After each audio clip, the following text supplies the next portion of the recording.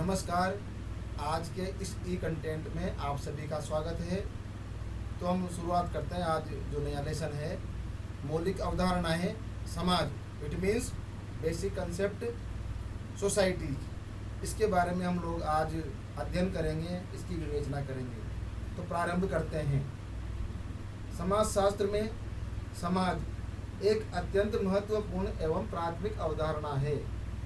इसे भली भांति समझकर ही समाज शास्त्र को ठीक से समझा जा सकता है। अब आप देखें यहाँ पर कि जब समाज शास्त्र को समाज के विज्ञान के रूप में परिभाषित किया जाता है, तो ऐसी दशा में इस विज्ञान को सही रूप में समझने की दृष्टि से समाज के निश्चित अर्थ को समझना भी यहाँ पर आवश्यक है। और समाज न केवल व्यक्तियों के बल्कि पशु पक्षियों के और कीड़े मकोड़ों तक के जीवन में एक वास्तविकता है।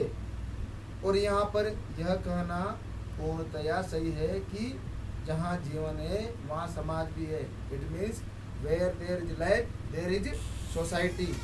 व्यक्ति और समाज में निर्भरता काफ़ी मात्रा में पाई जाती है। जहाँ व्यक्ति ने एक दूसरे के साथ सामाजिक संबंध स्थापित कर समाज के निर्माण और विकास में सहायता प्रदान की, वहाँ समाज ने व्यक्ति का समाजीकरण कर उसके व्यक्तित्व के विकास में योग दिया है। व्यक्ति को संस्कृति से परिचित कराने में सदैव महत्वपूर्ण भूमिका निभाई है। जहाँ व्यक्ति को अपने विकास के लिए समाज के सहयोग की आवश्यकता है, वहाँ समाज को व्यक्ति के बीच पनपने वाले सामाजिक संबंधों की एक के अभाव में दूसरे की कल्पना तक नहीं की जा सकती है। अब इसी के चलते हुए अब हम लोग समाज का सामान्य अर्थ इसके बारे में अध्ययन करेंगे। General meaning of societies. तो चलिए प्रारंभ करते हैं। बोलचाल की भाषा में या साधारण अर्थ में समाज शब्द का प्रयोग व्यक्तियों के समूह के लिए किया जाता है। यहाँ पर हम लोग किसी भी संगठित या असंगठित समूह को समाज कह दिया जाता है।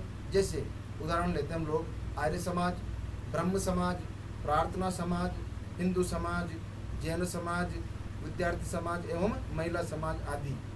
यह समाज शब्द का साधारण अर्थ है, जिसका प्रयोग विभिन्न लोगों ने अपने अपने ढंग से किया है।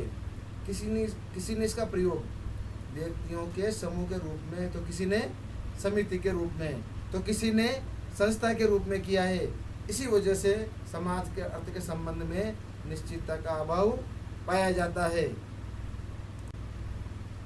इसी क्रम में अब हम यहाँ पर लेंगे समाज शास्त्र में समाज का अर्थ अर्थात meaning of society in sociology. तो देखिए आप लोग, समाज शास्त्र में समाज शब्द का प्रयोग विशेष अर्थ में किया गया है और यहाँ पर व्यक्ति के बीच पाए जाने वाले सामाजिक संबंधों के आधार पर निर्मित व्यवस्था को समाज कहा गया है। यहाँ पर हमारे समाजशास्त्री है मैकाइवर और पेज ने समाज को सामाजिक संबंधों के जाल या ताने बाने के रूप में परिभाषित किया है। आपने संबंधों की इस सदैव परिवर्तित होती रहने वाली जटिल व्यवस्था को समाज माना है। समाज शास्त्र में सामाजिक संबंध केंद्रीय अध्ययन वस्तु है। जब असंख्य सामाजिक संबंधों का जाल अनेक रीतियों एवं सामाजिक मूल्यों द्वारा व्यवस्था में बदल जाता है, तो उसे हम लोग यहाँ पर समाज कहते हैं। हम यहाँ पर एक परिभाषा और देना चाहेंगे, उनका नाम है गिडिंग्स महोदय।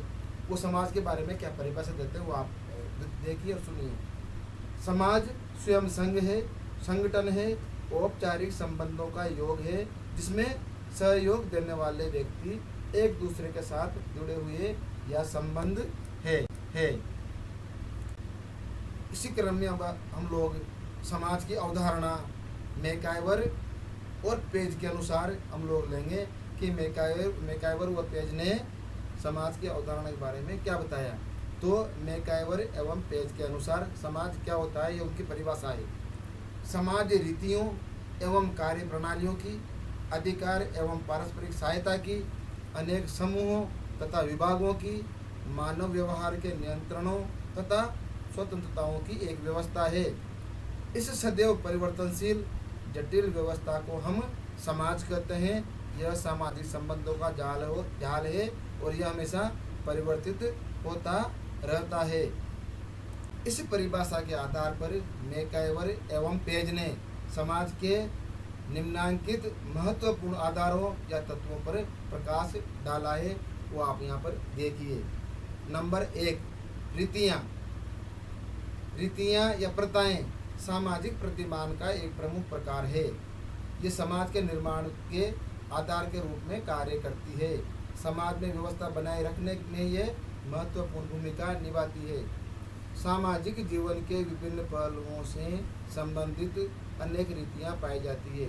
जैसे हम यहाँ पर अब एक उदाहरण लेंगे, जैसे खान पान, रहन सहन, वेशभूषा, विवाह, धर्म, जाति, शिक्षा आदि से संबंधित रीतियाँ सामाजिक रीतियाँ कहलाती है।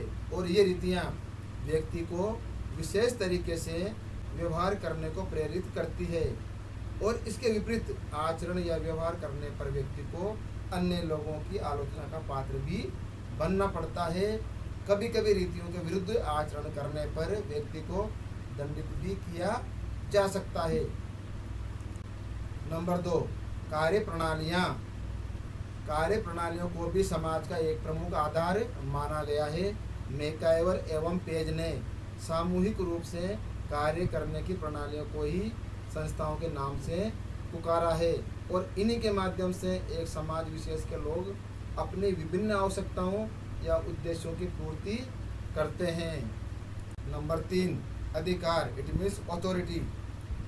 अधिकार को सत्ता या प्रभुत्व के नाम से भी जाना जाता है और यह भी समाज का एक प्रमुख आधार कहलाता है।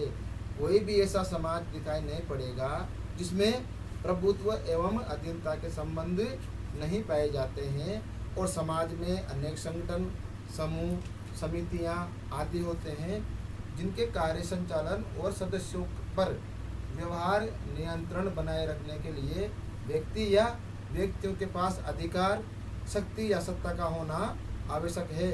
इसके अभाव में व्यवस्था और शांति व्यवस्था बनाए रखना संभव नहीं है। अब यहाँ पर कुछ उदाहरण देखिए आप लोग, जैसे परिवार में यह अधिकार या शक्ति कर्ता के पास, जाति में पंच के पास, गांव में मुखिया के पास, पटेल या प्रधान के पास तथा राज्य में राजा के पास केंद्रित रही है। और स्कूल, कॉलेज, आर्थिक संगठन, धार्मिक संगठन आदि में किसी न किसी व्यक्ति में यह अधिकार या सत्ता सदैव ही मौजूद रही है। नंबर 4, पारस्परिक सहायता। यह समाज का एक अत्यंत ही महत्वपूर्ण आधार है।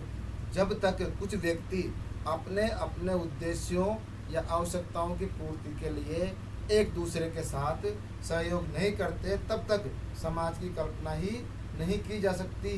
अतः समाज के लिए सहयोगी संबंधों का होना अत्यंत आवश्यक है। नंबर 5, समूह एवं विभाग। समाज अनेक समूहों एवं विभागों या उपसमूहों से मिलकर बना होता है। यहाँ पर अगर हम इसको अन्य शब्दों में लें तो हम यह कह सकते हैं कि प्रत्येक समाज में अनेक समूह, समितियाँ, संगठन आदि पाए जाते हैं जिनकी सहायता से व्यक्तियों की विभिन्न प्रकार की आवश्यकताओं की पूर्ति होती है। जैसे परिवार, क्रीड़ा समूह, पड़ोस, जाति, गांव, कस्बा, नगर, समुदाय, आर्थिक, राजनीतिक एवं धार्मिक संगठन, स्कूल, महाविद्यालय आदि अनेक समूह एवं विभाग ही हैं जिनसे समाज बनता है। नंबर 6, मानव व्यवहार का नियंत्रण। समाज सामाजिक संबंधों की एक जटिल व्यवस्था है और इस व्यवस्था को ठीक से संचालित करने के लिए यह आवश्यक है कि मानव व्यवहार पर नियंत्रण रखा जाए, तभी समाज की व्यवस्था सुचारू रूप से चल सकती है। नंबर 7, स्वतंत्रता। अब यहाँ देखिए आप लोग, समाज के एक आवश्यक तत्व के रूप में स्वतंत्रता का विशेष महत्व है। समाज में स्वतंत्रता का अर्थ मनमाने ढंग से कार्य व्यवहार या आचरण करने से बिल्कुल भी नहीं है। यहाँ समाज का अर्थ क्या है कि सभी व्यक्तियों को अपने विकास हेतु उचित वातावरण प्रदान करने से है, जहाँ समाज में व्यक्ति के व्यवहार को औपचारिक और अनौपचारिक साधनों द्वारा नियंत्रित किया जाता है। धन्यवाद।